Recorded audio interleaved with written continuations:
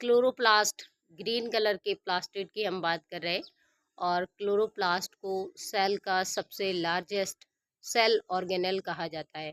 ये क्लोरोप्लास्ट पौधों में ग्रीन कलर प्रोवाइड कराते हैं और साथ ही फोटोसिंथेसिस यानी फूड फॉर्मेशन में हेल्प करते हैं।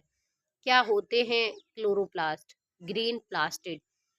ग्रीन प्लास्टिड यानी chloroplast double membrane bound cell organelle होते हैं और इनकी दोनों लेयर के बीच में इंटरमेम्ब्रेनल स्पेस पाया जाता है। अंतः सरफेस के अंदर बहुत सारा लिक्विड भरा रहता है जिसे स्ट्रोमा कहते हैं। स्ट्रोमा में थ्रेड लाइक स्ट्रक्चर जिनको स्ट्रोमल लैमली कहा जाता है और अंतः ही सरफेस में बहुत सारे सिक्के के समान संरचनाएं पाई जाती हैं और इन संरचनाओं को थैलाकॉइड कहा जाता है।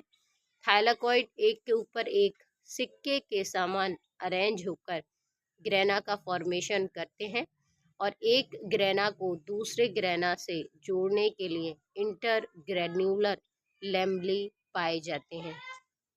अब यही क्लोरोप्लास्ट में अपना डीएनए होता है और अपने ही राइबोसोम भी पाए जाते हैं।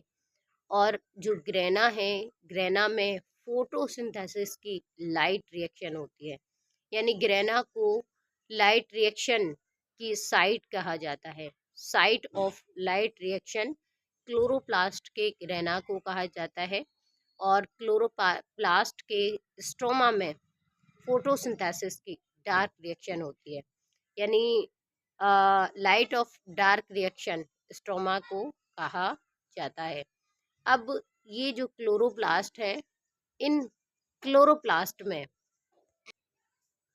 अपना ही डीएनए होता है और अपने ही राइबोसोम पाए जाते हैं, इसीलिए इन्हें सेमी ऑटोनोमस सेल ऑर्गेनेल कहा जाता है। यानी अगर किसी भी सेल में इनका नंबर कम होता है तो ये अपने नंबर्स को इंक्रीज करते हैं, खुद ही ऑटोनोमस होते हैं, इसीलिए इनको कहा जाता है सेमी ऑटोनोमस सेल ऑर्गेनेल और ये फर्स्ट लार्जेस्ट सेल ऑर्गेनेल होते हैं।